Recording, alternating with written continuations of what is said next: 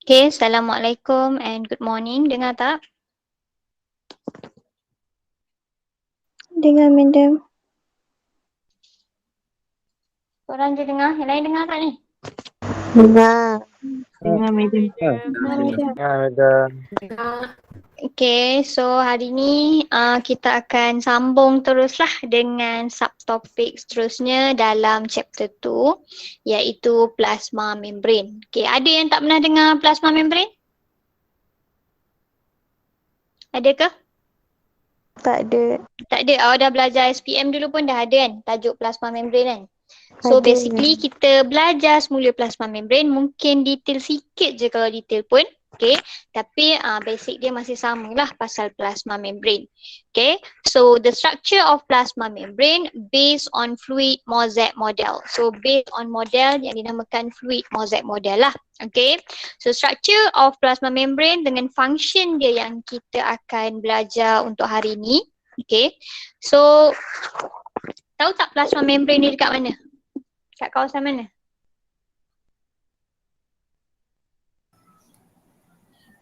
Plasma membrane kawasan mana?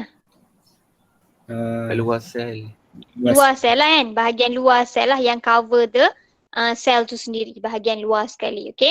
So kita akan tengok details macam mana structure tu bila kita besarkan. So dia berbentuk macam ni lah. Ataupun yang belah kiri ni. Sama je lah. Ni saya buat. Yang ni buku awak. Okay.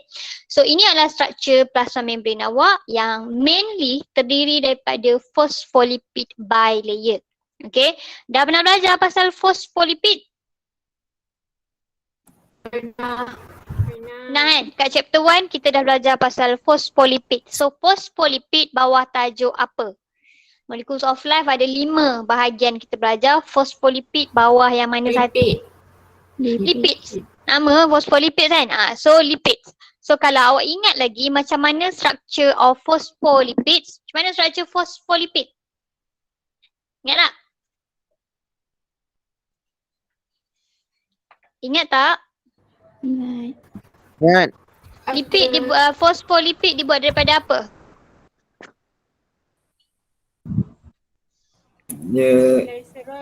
Glycerol. Yes. Apa dengan 3 fatty acid? Dia ada 1 glycerol. 3 fatty acid. 3 fatty acid tu adalah triglyceride. Beza triglyceride dengan phospholipid adalah fatty acid yang ketiga kita tukarkan dengan phosphate group. Okay, so ada glycerol, ada 2 fatty acid dengan ada 1 phosphate group. Ini adalah structure of kita punya phospholipid. Okay, dalam bentuk structure yang sebenar kita akan nampak dia ada 1 kepala dan 2 tails lah. Okay, dalam tajuk phospholipid yang sebelum ni pun kita dah belajar bahawa dia dipanggil amphipathic, betul tak? Ataupun dia ada 2 parts of amphipathic tu, iaitu yang atas ni dia punya head, adakah dia suka pada air ataupun dia tak suka ke air? Bahagian kepala dia, head dia. Suka. Kalau suka kita panggil apa? Hydrophilic. Hydrophilic. Kalau dia tak suka air ataupun fobia pada air, kita panggil dia apa? Hydrophilic. Yang tail dia adalah hydrophobic. So of course bahagian yang fobia dengan air tu adalah away ataupun tak menghadap water langsung. Betul tak? Sebab dia fobia terhadap air. Itu yang kita kena fahamkan lah basically. So saya saja relatekan balik dengan chapter 1 supaya awak ingat lagi apa yang awak pernah belajar. Okay, so kita ada hydrophobic tail dan kita ada hydrophilic head. Okay, so hydrophilic head ni kepala dia yang akan interact dengan water, manakala hydrophobic tail ni akan away from the water lah. Okay, dan kalau perasan dalam plasma membrane kita tak akan gunakan 1 phospholipid layer sahaja. Okay, kita akan menghadapkan dua-dua phospholipid layer ni antara tail dengan tail ni towards each other. So kalau awak nampak, okay, nampak kat sini, nampak yang kanan ni gambar saya. So tail dengan tail akan berhadapan antara satu sama lain. Atau dengan kata lain dia akan away from the aqueous space lah. Aqueous space ni bahagian luar-luar ni lah, yang sini-sini semua aqueous space.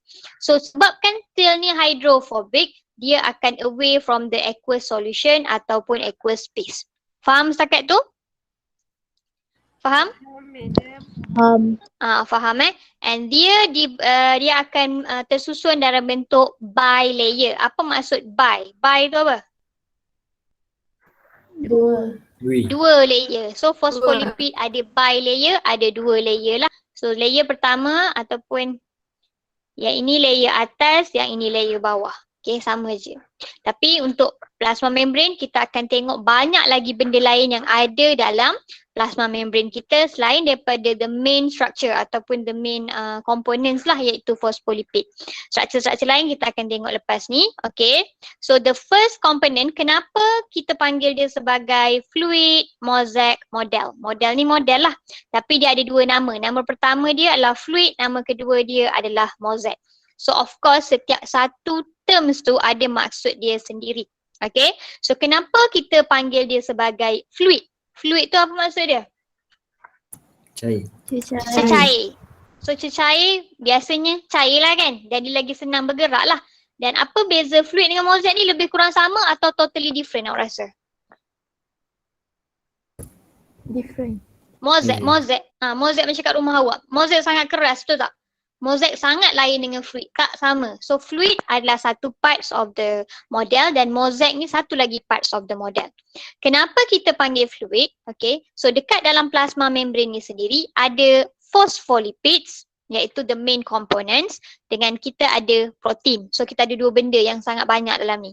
Okay, faham tak setakat tu? Kita ada phospholipid, yang warna orange ni semua phospholipid. Warna biru dengan warna coklat cair ni adalah proteins. Jelas? Jelas. Setakat tu jelas, saya tak masuk detail lagi. Kenapa kita panggil fluids? Okay, sebab phospholipid can move laterally ataupun flip-flop. Okay, laterally bermaksud kita punya apa nama ni? Phospholipid ni boleh bergerak laterally ke kiri dan ke kanan dalam sebaris yang sama. So katakan dia boleh move ke sini, dia boleh move ke sini ataupun dia boleh move ke sini. Itu adalah laterally. Dan juga dia boleh move flip-flop. Yang atas boleh move ke bawah, yang bawah boleh move ke atas. Itu maksudnya boleh move flip-flop. Faham? Faham tak? Itu untuk movement of phospholipids. Tapi untuk protein, dia hanya boleh move laterally. So dia boleh gerak ke tepi sahaja. Dia boleh bergerak flip-flop tak? Boleh bergerak flip-flop ke? Tak boleh. Dia hanya boleh bergerak laterally from left to right, right to left. Itu sahaja. So bila awak memberi maksud, okay, awak bagi maksud, okay, bila awak bagi maksud, okay, apakah maksud fluid ataupun kenapa kita gelar dia sebagai fluid, awak kena sebut dua-dua. Tak boleh sebut satu je, salah. Awak kena sebut dua-dua sebab because of phospholipid can move laterally or flip-flop ataupun and flip-flop, while protein can move laterally. Barulah dia membawa maksud fluid. Itu satu lah, satu parts untuk fluid. Kenapa kita panggil dia sebagai mosaic pula? Because various proteins embedded ni tertanam ataupun ada kat dalam, okay, attach, embedded in, tertanam dalam ataupun attach dekat phospholipids. Okay, so that it give the mosaic appearance. So bila dia tertanam banyak-banyak macam ni, so ada protein, okay, banyak protein yang embedded ataupun protein yang attach dekat surface. Kalau tengok peripheral protein, dia tak embedded, dia tak tertanam go through all the way the phospholipid. Dia hanya attach dekat surface of the protein. So ada yang attach to the surface, ada juga yang embedded into the protein. So ada dua jenis lah. Basically protein-protein ni memberi mosaic appearance kepada plasma membrane tu sendiri. Mosaic macam tersusun sikit kan.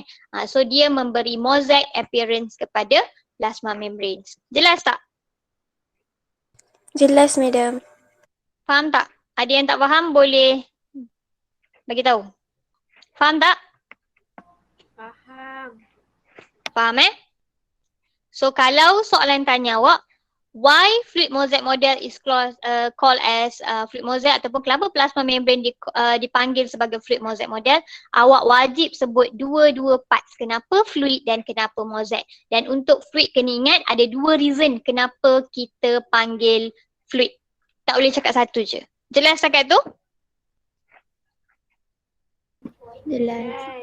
Jelas. Next, kita akan terus tengok kepada komponen kedua, iaitu komponen paling penting, phospholipids. Okay, saya dah sebut tadi phospholipids. Okay, cell membrane consists of phospholipid bilayer with various protein molecules attached and embedded to it. Okay, kita cakap tadi ada banyak protein dan ada banyak phospholipids bilayer. Okay, so phospholipids is an amphipathic molecule. So dia adalah amphipathic. Apa maksud amphipathic? Maknanya dia ada both hydrophobic dengan hydrophilic regions. Ada bahagian hydrophilic, ada bahagian hydrophobic. So ini adalah head dia. Head dia adalah hydrophilic dan hydrophobic adalah bahagian tail dia. Faham? Sebab tu kita gelar dia sebagai amphipathic. Sebab dia ada both hydrophilic dengan hydrophobic regions. Jelas takat tu? Jelas? Jelas. Jelas. Okay. And then dia sebut the non-polar. So kita boleh juga panggil hydrophilic ni sebagai polar, suka air, dan non-hydrophilic ni sebagai non-polar lah, tak ada masalah. Okay. So tu nama lain dia. The non-polar ataupun hydrophobic tail ni akan faces inwards to each other. Macam saya sebut tadi, dia akan inwards to each other. Okay. Dan dia akan away from the water lah. Okay, so phospholipid makes the cell membrane selectively permeable. Okay, manakala the polar, bahagian polar iaitu head, dia akan points outwards, bahagian luar, faces and attracted kepada aqueous surrounding ataupun water sebab dia suka air. Faham eh? Faham eh? Faham tak ni? Lai Kuangzi ada tak? Lai Kuangzi.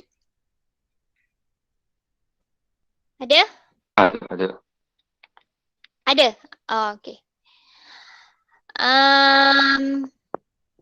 Batrisha faham tak? Faham, madam. Okay. So next kita tengok. Okay, so dia cakap dua-dua ciri-ciri ni akan make so amphipathic ni akan make the cell selectively permeable.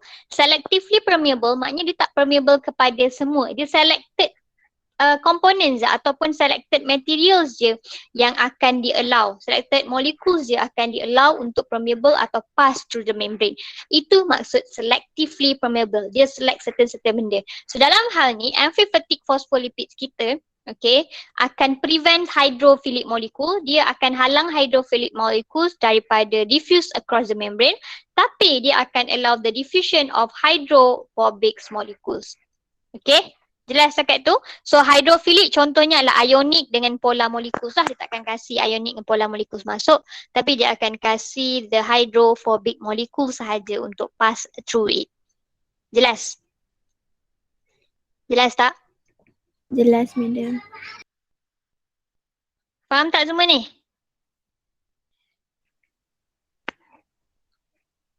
Faham ke tak faham ni? Faham eh? Faham, madam. Okay, next kita tengok komponen seterusnya iaitu proteins. Macam saya dah sebut tadi, proteins ada dua jenis, iaitu peripheral protein yang tak embedded into the plasma membrane. Dan satu lagi adalah integral protein. Integral protein ni adalah yang mana embedded into the plasma membrane. So apa beza dua ni? Kalau peripheral protein, dia located dekat outer sahaja, bahagian luar sahaja. Okay? Ataupun inner surface of the membrane, tapi dia loosely bound to surface. Maknanya dia tak permanent dan dia senang sangat untuk detach from the surface of plasma membrane. Loosely attached atau loosely bound. Jelas? Sebab tu dia attach kat bahagian luar sahaja of plasma membrane. Boleh imagine kan benda tu kan? Sebab dia attach kat bahagian tepi je, dia bukannya tertanam dalam tu untuk dia ada bond yang sangat kuat. Betul tak? Faham tak? Faham tak ni? Faham, madam. Manakala yang kedua adalah integral protein. Nama pun in. So mestilah dimasuk ke dalam plasma membrane. Okay, untuk integral protein ni kita ada dua jenis integral protein. Sama ada dia adalah fully embedded, iaitu memang dia betul-betul pass through atas sampai atas ni, memang betul-betul. Ataupun mungkin dia tak berapa fully, mungkin separuh macam ni je ke, ataupun 3/4 sahaja. Okay, dia partially embedded tapi dia masih tertanam atau masih embedded into the plasma membrane lah. Untuk yang embedded macam tu kita kira dia sebagai tightly bound. Okay, tightly bound. Jelas tak ni? Faham tak? Dia tightly bound sebab dia tertanam. Okay, so ferriprotein biasanya dekat bahagian luar sahajalah. Bahagian luar sahaja dan dia tak akan embedded pun dalam kawasan protein tu sendiri. Sebab tu dia loosely attached. Jelas setakat tu? So apa function protein-protein ni? Okay, kalau tengok kat sini. Transport, enzymatic activity, signal transduction, cell-cell recognition. Nanti kita akan tengok macam mana jadi cell-cell recognition. Intercellular joining, attachment to cytoskeleton dengan extracellular matrix. So basically transport. Contoh transport kita ada channel protein. Awak dah pernah belajar transport kan? So molecules boleh pass through the channel protein in ataupun out. So itu adalah transport. Enzymatic activity pun lebih kurang sama. Signal transduction dengan cell-cell recognition adalah apabila kita nak bagi sel lain recognize sel kita. So semua sel ada plasma membrane contohnya sekarang. Macam mana apa yang membezakan sel A dengan sel B? So adalah cell recognition ataupun cell marker. Okay, nanti kita akan tengok apabila ada cell recognition ataupun cell marker. Dia ada something yang lambangkan dia. So ini adalah sel A, ini adalah sel B.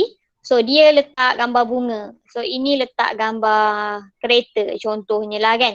Okay, so basically cell marker, dia ada cell marker yang membezakan A dengan B. Itu contoh lah. Tapi untuk kat sini cell marker dan ataupun cell recognition dia akan dilakukan oleh oligosaccharides ataupun carbohydrates. Nanti kita akan tengok. Faham tak? Ke tak faham part tu? Faham tak? Kurang faham. Cell marker tu tahu tak apa? Cell marker. Tak tahu. Ni rumah awak. Ni rumah kawan awak. Apa yang membezakan rumah kawan awak? Rumah awak ada bendera Malaysia. Rumah kawan awak ada bendera Pahang contohnya. So basically kawan awak yang datang rumah ni awak dah bagi tahu dia. Okay, rumah aku ada bendera Malaysia. Okay, so of course ini yang bertindak sebagai marker of your house. Ataupun house recognition. Awak nak recognize rumah saya, awak tengok bendera. Faham tak maksud tu? Faham. Faham kan? Macam tu juga sel. Kita ada cell marker. Cell marker tu dilakukan oleh kolesterol. Tu kejap lagi kita akan tengok. Okay? Faham tak? Faham tak? Sudah ada something yang ditunjuk untuk recognize. Untuk sel-sel lain recognize dia. Oh ni sel ni. Macam tu. Based on dia punya kolesterol. Karbohidrat. Sekejap lagi kita tengok yang tu. Tak masuk lagi. Tapi faham? Itu salah satu function dia lah. Cell recognition ni. Faham? Faham dah Okay. So next kita tengok carbohydrate chain. So carbohydrate chain kalau nampak kat sini yang saya buat ni. Saya tak upload lagi nota saya. Ada yang tanya kat saya. Saya tak upload lagi sebab saya tak buat habis lagi. Tapi saya upload je lah sampai plasma membrane je lagi Okay. So carbohydrates. Ini adalah carbohydrates yang berbentuk macam ni. Okay. Carbohydrate bawah tajuk benda. Dah belajar belum? Balas tu. Balas tu kan, ada banyak jenis carbohydrates kan. So ni one of the carbohydrates lah, salah satu jenis karbohidrat. Usually karbohidrat yang digunakan kat sini adalah oligosaccharide. Okay, dan dia adalah branch. Branch, ada yang ada branch, ada yang tak ada branch kan. Kita belajar kan karbohidrat. So kat sini biasanya usually branch oligosaccharides. Okay. Dia akan berbeza, ni berbeza daripada satu individual kepada individu yang lain. Atau dengan kata lain, satu sel dengan sel yang lain, dia punya karbohidrat tu berbeza. Satu karbohidrat dengan karbohidrat yang lain pun boleh berbeza. Nampak? Karbohidrat tu boleh jadi jenis beza-beza based of individual lah. And then dia akan digunakan sebagai cell recognition ataupun cell marker. Macam bendera yang letak atas rumah awak tadi, dia letak atas sel. Karbohidrat ni yang bertindak sebagai cell marker. Faham ke setakat tu? Faham ke? Katakan ini adalah sel B. Sel B kita gunakan untuk ni. So karbohidrat yang digunakan macam saya cakap berbeza ikut individual ataupun ikut sel tu sendiri kan. So untuk sel B dia memang spesifik karbohidrat ni yang kita guna. Untuk sel A karbohidrat ni. So sel yang datang katakan nak attack ke, nak pergi ke, nak masuk ke, dia akan recognize dulu sel tu. Betul tak sel ni yang aku nak masuk? Macam tu. Okay, so karbohidrat mainkan peranan penting untuk cell recognition ataupun sel marker. Jelas tak? Jelas. Jelas. Dan saya pecahkan kepada dua kalau nampak kat sini, kiri dengan kanan. Okay, sebab karbohidrat ni boleh dipanggil dengan dua nama lagi. Okay, iaitu glycolipids ataupun glycoprotein. So saya highlight perkataan protein dan saya highlight perkataan lipid. Okay, perkataan lipids. Okay, glycolipids maknanya karbohidrat attach kepada fosfolipid. Ni kan fosfolipid kan? Ore-ore ni kan? Betul tak? Betul? So apabila karbohidrat attach kepada lipids ataupun fosfolipids, kita panggil dia glycolipid. Senang? Senang tak? Senang. Benda yang sama, karbohidrat kalau dia bind ataupun attach kepada protein, kita panggil glycoprotein. Itu sahaja beza dia. Faham tak? Faham? Faham So basically karbohidrat chain attach kepada fosfolipid, kita panggil glycolipid. Yang attach kepada protein, kita panggil glycoprotein. So yang tak berbeza adalah glyco. Yang berbeza adalah yang saya highlight ni, lipid ataupun protein. Depends lah dia bind kat mana ataupun attach kat mana. Kalau dia attach kat fosfolipid, nama dia glycolipids. Kalau dia bind ataupun attach dekat protein, kita panggil dia sebagai glycoprotein. Okay? Jelas setakat tu? So benda ni, dua-dua ni boleh bertindak sebagai cell recognition ataupun cell marker lah function dia. Okay. Boleh tak? Setakat ni boleh? Boleh. Madam, Ya. so kita ada 3 lah kan? 3 apa? Glycolipid, glycoprotein dengan oligosaccharide. Bukan, oligosaccharide tu adalah jenis karbohidrat yang biasanya ada dekat plasma membrane. Faham tak? Faham ke? Okey Madam. Faham ke? Kalau tak faham, saya ulang. Orang lain faham tak? Tak faham. Tak faham. Tak faham. Okey. Ini karbohidrat. Tahu kan? Ni karbohidrat warna purple, warna coklat cair ni, krim ni. Tahu kan? Tu karbohidrat. Tahu. Okay. So karbohidrat yang biasa ada ataupun usually karbohidrat dekat kawasan kawasan apa nama ni? Kawasan plasma membrane ni. Okay. Biasanya adalah jenis oligosaccharide. Jenis karbohidrat ni je. Ni adalah oligosaccharide. Faham? Itu faham? Okey, kiranya jenis itu oligosaccharide, tapi kalau dia attach dekat protein ke lipid ke nama dia lain lah. Ya, betul. Okey. Dan dia bukan, kita tak panggil dia oligosaccharide, kita still panggil dia karbohidrat. Kalau soalan tanya tu apa, kita akan panggil dia karbohidrat. Okay, cuma jenis karbohidrat tu biasanya oligosaccharide. Biasanya. Dia boleh jadi lain, tapi biasanya dia oligosaccharide. Faham tak? Faham? Faham. Orang lain faham? Faham, Madam. Okay, faham And then, benda lagi. Oligosaccharide are varying from individual to individual. Tadi saya cakap dah. So, dia functional cell recognition atau cell marker lah. Sebab dia berbeza ikut individual to individuals lah. Okay. And the last one, nampak banyak kan? Tapi tak ada benda pun sebenarnya. Sikit je. Adalah kolesterol. Pernah dengar kolesterol? Pernah dengar kolesterol? Kolesterol belajar tajuk apa? Tajuk lipid. Tajuk lipid juga, betul tak? So basically banyak benda kat sini yang awak tengok adalah bawah tajuk lipids. Glycolipids, tajuk lipids. Kolesterol bawah tajuk lipids juga. Adakah terus kita belajar kolesterol macam sini? Ke tak? Ke tak ingat? Revision sikit, lipids dibahagi kepada 3. Yang first kali apa belajar? Harga. Benda? Triglyceride, Triglyceride. Yang kedua? phospholipid, Phospholipid. Yang ketiga? steroid, Steroid. So triglyceride ada 1 glycerol, ada 3 Fatty acid. fatty acid. Beza dengan phospholipid, 2 fatty 2 acid. fatty acid. 2 satu fatty fat. acid diganti yang Satu ketiga phosphate. dengan phosphate. Steroids bentuk ring-ring form. Paling kurang dia ada 4 carbon skeleton of 4 ring. Lepas tu barulah ada R group semua tu. Betul tak? Steroids ni contoh yang kita belajar adalah kolesterol ataupun sex hormones. Itu adalah contoh steroids. Okay, so kolesterol bawah steroids lah. Faham tak? Faham tak? Dan dia ada mention dalam muka awak memang kolesterol found in a cell membrane. Okay, so inilah kolesterol itu. Tapi kolesterol, okay, kat sini ada sebut hanya boleh dijumpai, can be only found in animal cell. Maksudnya plasma membrane dalam plant cell takkan ada kolesterol.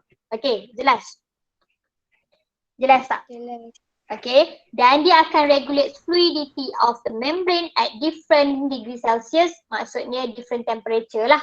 Okay, so apa function kolesterol ni? Dia akan regulate, dia akan mengawal, dia akan cuba control fluidity. Apa maksud fluidity? Benda? Sebenarnya dia benda? Fluidity. Apa? Tak dengar? Kecairan. Kecairan kan? Kecairan ke benda, ke fluiditas dia. Tentulah maksud dia, fahamlah kan?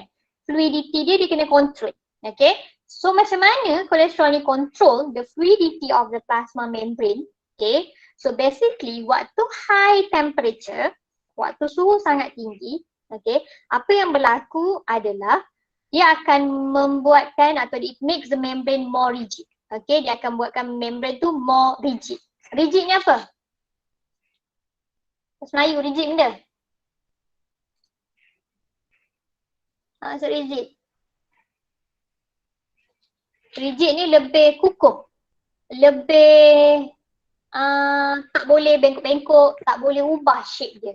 Tak fleksibel. Itu maksud rigid. Faham tak? Faham? Faham? So bila high temperature, dia tak kasih phospholipid bilayer kita ni berubah-ubah bentuk. Dia akan membuatkan dia lebih rigid, lebih keras, lebih strong, tak able to change, tak boleh adapt ikut situation. Dia akan buatkan, kolesterol ni akan buatkan plasma membrane jadi macam tu, more rigid.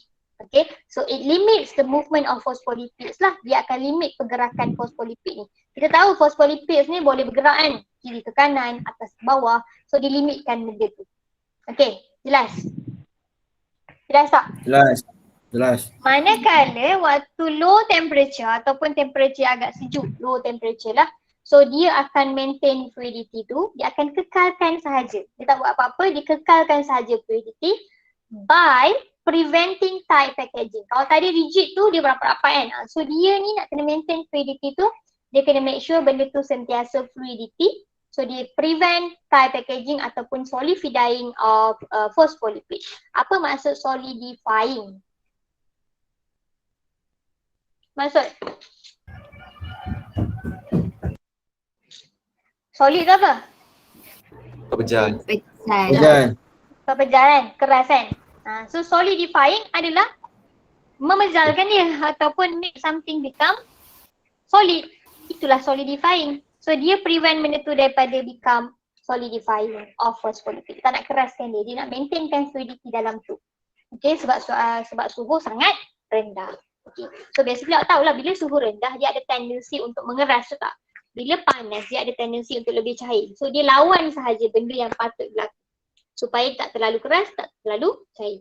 So dia kena maintain keadaan fluidity dalam kawasan tu. Jelas tak? Jelas.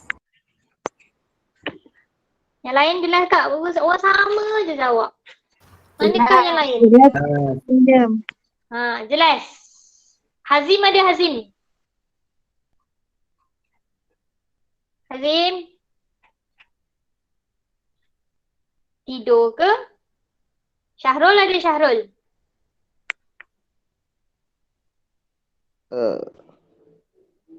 Faiz faham? Ada madam. Ada, dengar tak? Aizat. Ya, saya madam.